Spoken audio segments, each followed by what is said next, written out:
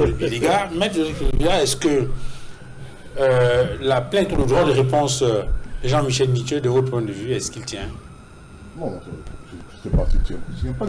Je suis en train de... Je suis ahuri. On me dit que la lettre de parrainage de l'avocat est accessoire d'un postulant. Non. On sait que la qualité de militant, la qualité de parrainage, que j'ai dit, sans cette lettre de parrainage, je ne vous permettrai pas de dénaturer ma propos. On me dit que la lettre d'investiture, l'investiture du parti politique, la qualité de militant d'un parti politique est accessoire. La qualité de lui est même si on ne vous investit pas, vous pouvez devenir militant. Faites-vous sérieux quand même. C'est-à-dire qu'il faut d'abord être militant d'un parti. C'est la condition initiale pour être candidat. Selon qui? C'est la loi qui le dit. À quel article? Ah, mais il faut commencer à discuter. Parce que j'ai... Mais oui, c'est vous qui... Non, vous m'avez interrompu aussi. Vous avez plus de 30 minutes à parler. Vous m'avez interrompu aussi. Je respecte. Vous pouvez m'interrompre et croire que la réciproque n'est pas vraie. Non, je ne vous permets pas. On va donner 30 minutes à parler. On va dire, s'il vous plaît, permettez que Allez-y, Jean-Claude. Alors, je dis, c'est ce que je dis. Vous n'êtes pas capable de dire que c'est oui, exige. Confrère, s'il vous plaît. Vous me laissez parler maintenant. Vous avez parlé pendant 30 minutes. Allez-y. Je disais donc ceci. Le débat quant à savoir s'il y a eu la sortie de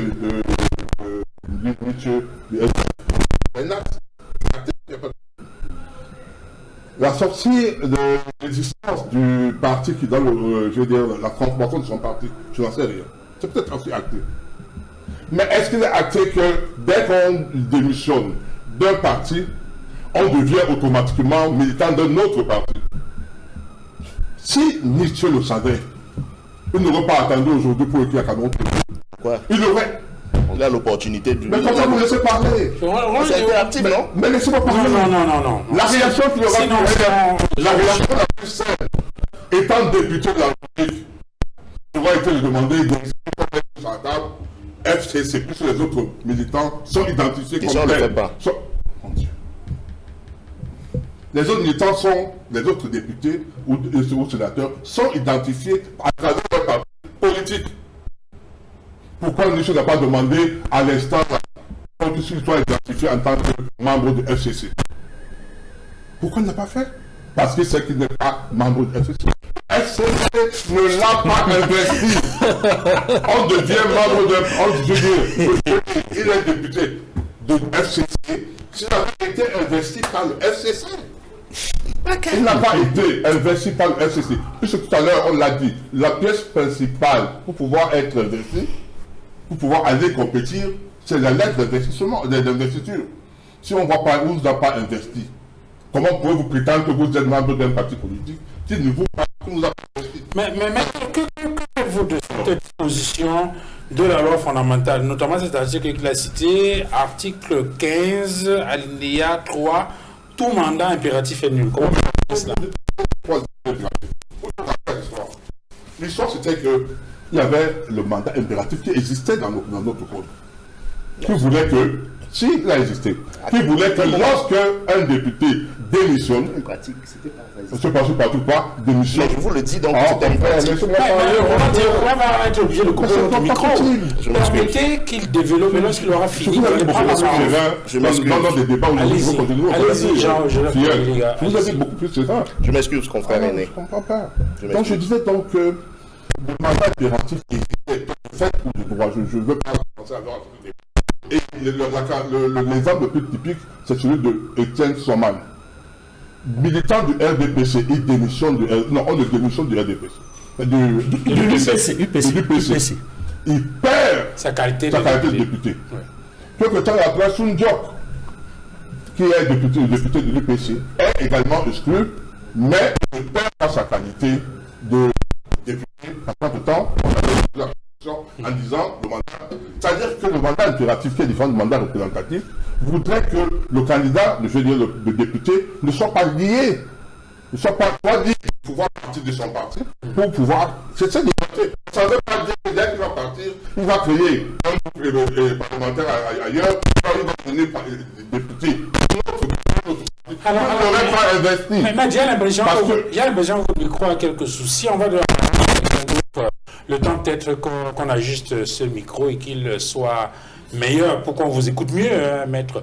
Donc, maître Augustin Gueffac, en attendant que Claude Liga reprenne la parole, quelle est la pertinence de cet argumentaire qui est développé par Jean-Michel Dieu au sujet de la liste des partis politiques autorisés à investir les candidats à l'élection présidentielle?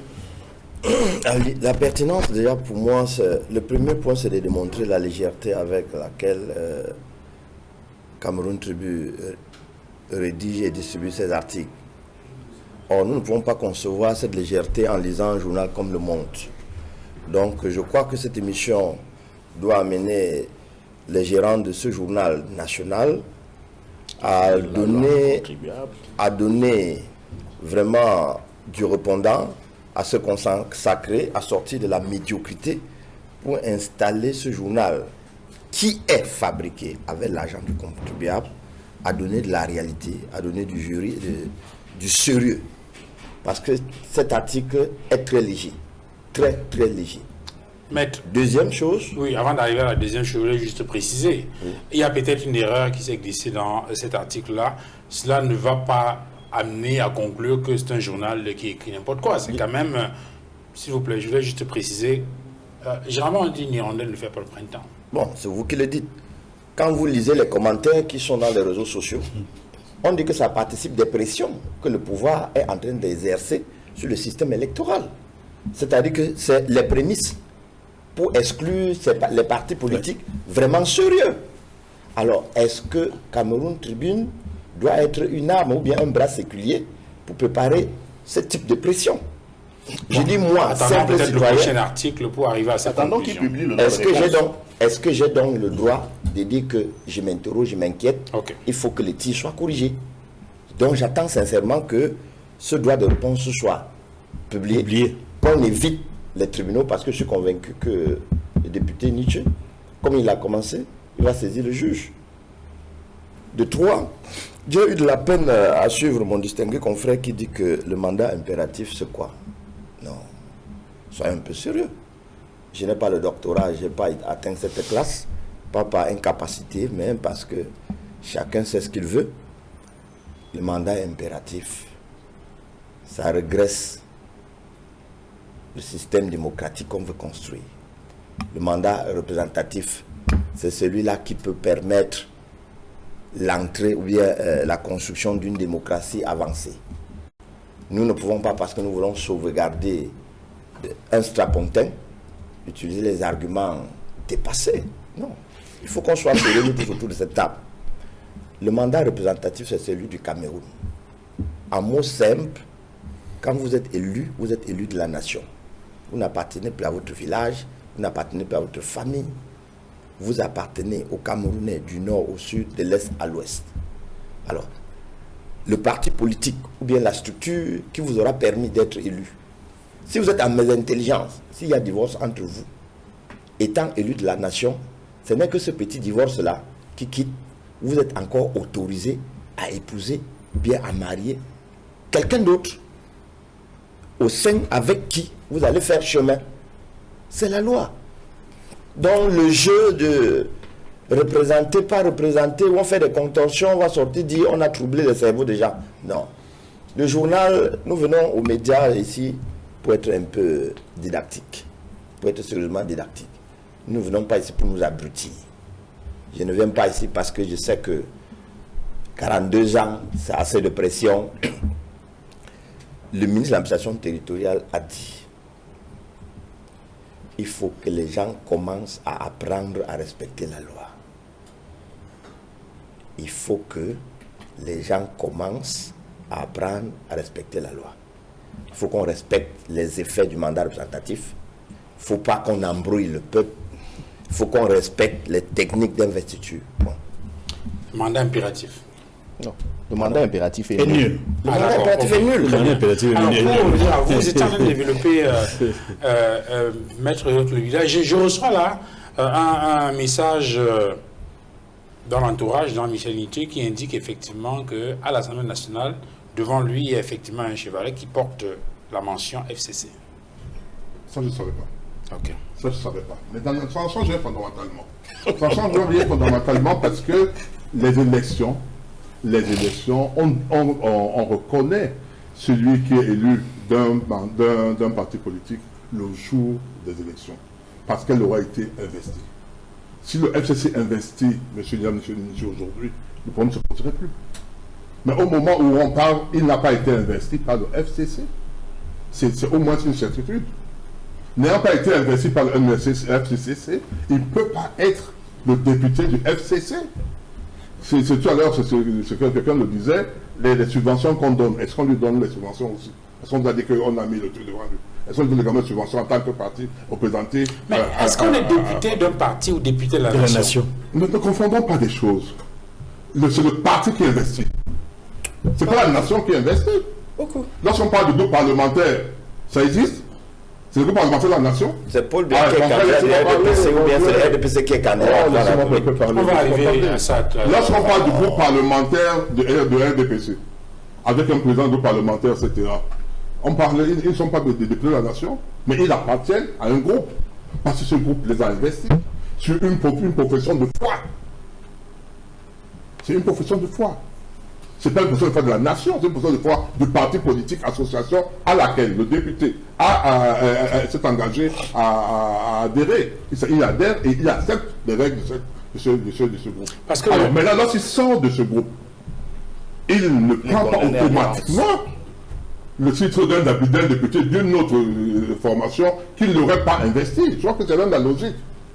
Pour moi, c'est même tellement logique que je ne vois pas. Comment voulez-vous parler, dire que lors de décembre 2020, il y avait 5 partis politiques, et subitement, parce qu'il y aura 10 partis membres du RDPC, pourront choisir des partis du RDPC, et chacun va aller créer notre parti, ou bien essayer de dire que voilà mon nouveau parti, donc nous aurons 30 donne-moi une seconde, donne-moi une seconde. La seconde est celle-ci. La seconde est celle-ci. Au Parlement. Donc, j'ai dit, et je reviens, tout à l'heure on a essayé de... Donnez-moi une seconde à votre temps. De biaiser sur ce que j'ai dit par rapport au mandat représentatif ou impératif. J'ai dit le mandat impératif, à l'époque, il existait, dans ce sens que j'ai le cas de 2 députés du DPC qui en ont été victimes. Mais aujourd'hui, il n'existe plus. Mais ça ne veut pas dire que lorsque on a été élu par un parti politique et qu'on décide de partir, on aura le nouveau parti dans lequel on aura déjà un élu. Pas du tout. Et je dis, Nichi le sait très bien. Il le sait très bien. S'il ne savait pas qu'il y avait un problème, il aurait d'abord commencé, comme je dis, de votre point de vue, pourquoi est-ce qu'on est passé de ce mandat représentatif à un mandat impératif de votre analyse? Ou l'inverse. Mais oui, mais lorsque vous regardez par exemple au niveau de la France, la même chose. Hein. Il parle de mandat représentatif, même en France, parfois, c'est par comment je peux dire ça, je ne vais pas dire par mimétisme ou pas, mais ça peut arriver. Comme je me suis dit que c'est là. Parce que tout à l'heure, on a été avec eux, ça montre un développement au niveau de la liberté, au niveau de la démocratie. Pour ne pas mettre les députés dans des camisoles de force. Quand tu n'es pas là, tu t'en vas. Dans certains pays même, les gars deviennent indépendants. Tu dis un député indépendant. C'est un statut qu'on donne.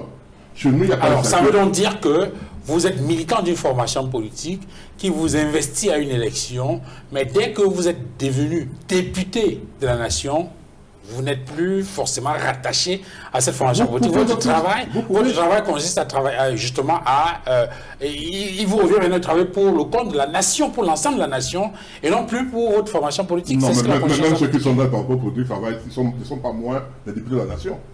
Tous sont députés de la nation. Que vous soyez dans un parti politique ou pas, vous êtes député de la nation. La seule différence, c'est que celui qui sort d'un parti politique, parce que dans les partis politiques, il y a la discipline du parti. Lorsqu'il y a par exemple les élections en interne, on vous appelle, on vous donne des directives données par la haute hiérarchie. Maintenant que vous n'êtes plus du parti, vous êtes libre. Alors, voilà. Je voulais